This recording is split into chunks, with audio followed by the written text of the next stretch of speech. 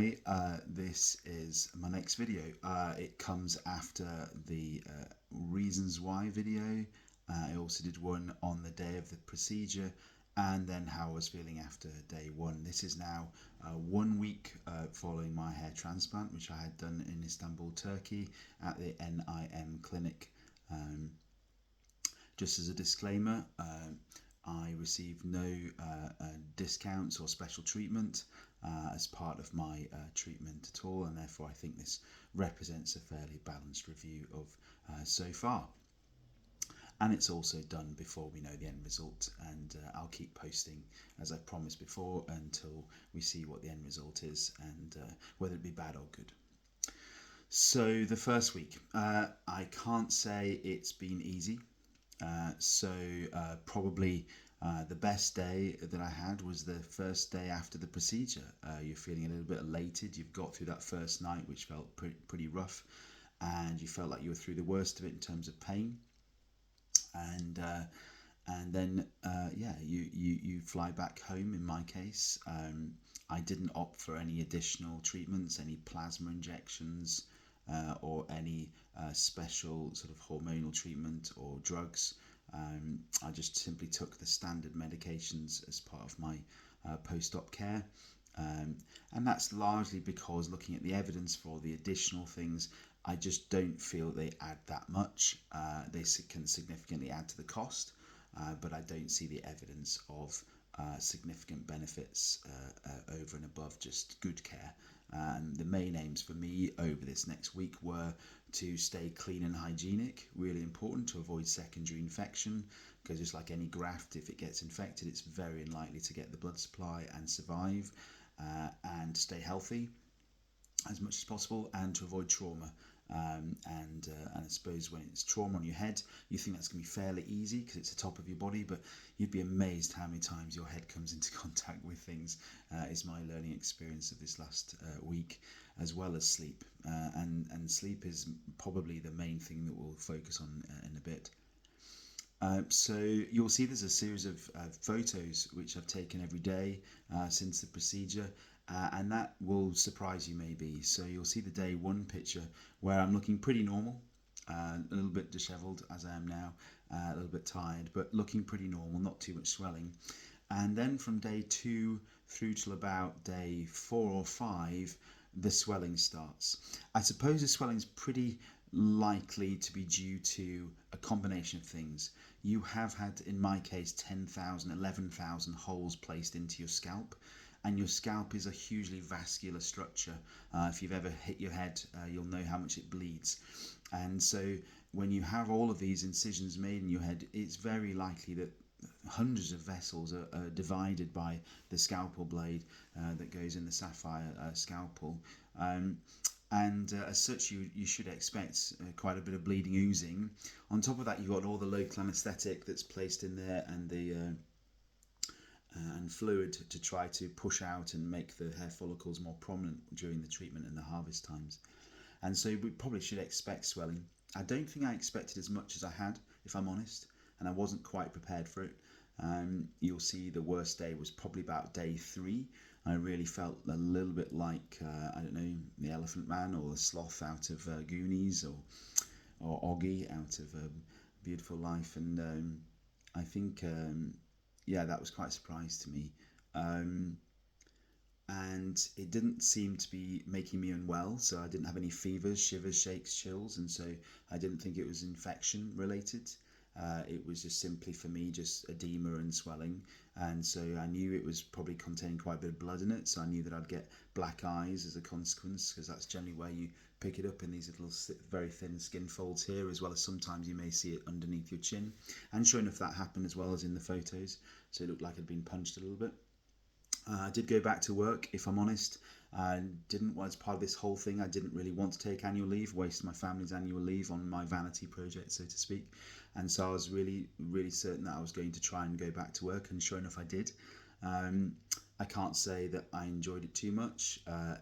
One of the interesting things is that when you're not looking at yourself in a mirror, you kind of almost forget that you've had it done, and you think of yourself when you're walking past people with hair, and you don't necessarily twig the fact that everyone's looking at you slightly differently. It's only when you catch yourself in a window reflection or a mirror that all of a sudden you start to lose your nerve a little bit.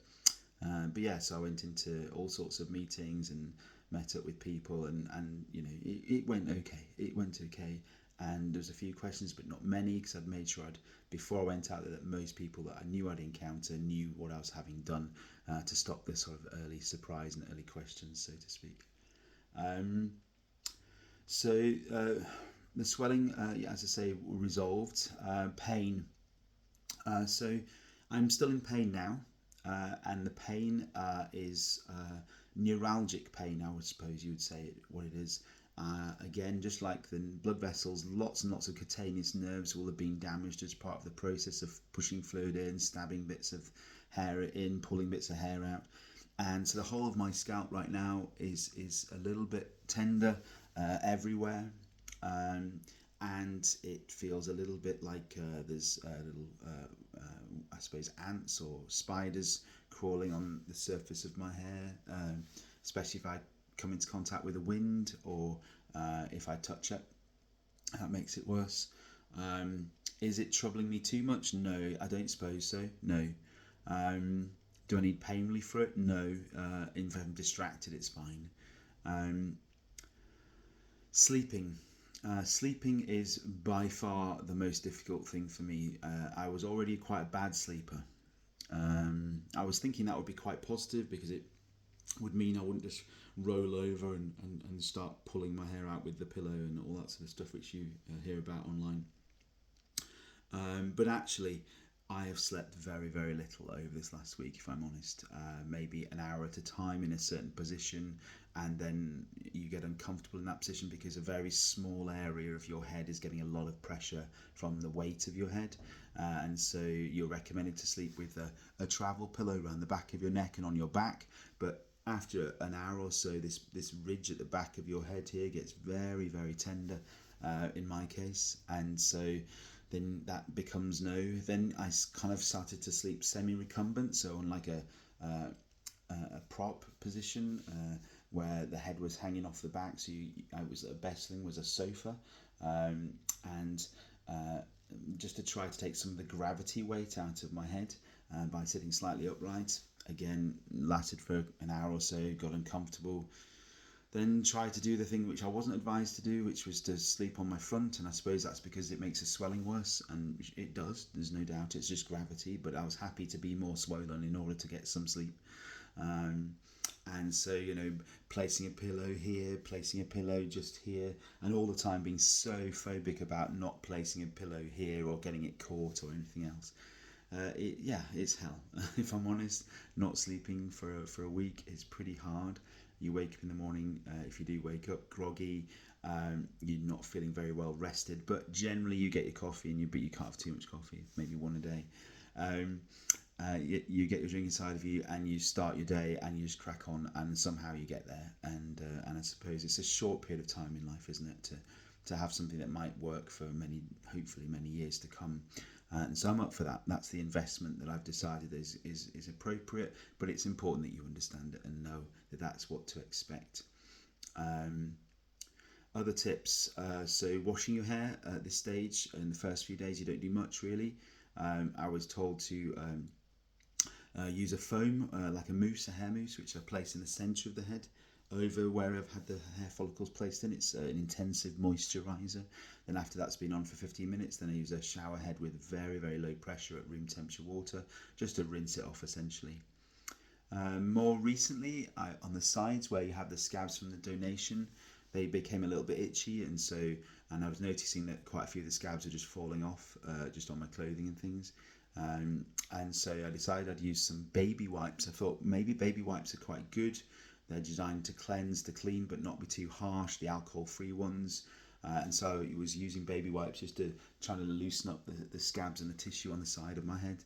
And they seem to have worked quite well. I've certainly avoided all signs of infection, inflammation, sepsis or cellulitis. So I think from that perspective, we've done quite well from a hygiene side of things. Obviously, having a wash from the rest of your body, you can't really use an overhead shower, so a handheld shower, and that is fine. Yeah, the tablets, I've continued to take the aspirin. I have continued to take pain relief, especially towards night time and sleeping, because there's less things to distract you. I haven't taken anything stronger so far than paracetamol still, but I have to say sometimes I wonder why not. I probably could have done with something slightly more more significant than that. But I have a little bit of kidney disease, and therefore I don't really want to hurt my kidneys with anti-inflammatory drugs. And so that was just a personal choice, but probably some pain relief is important beyond paracetamol. Apart from that, what else have I done? Nothing really. You avoid any strenuous exercise, so you just have to put up with the fact that you're going to lose some shape, and just focus on staying as happy as you can and trying to eat healthily is the key. So this is week 1 end.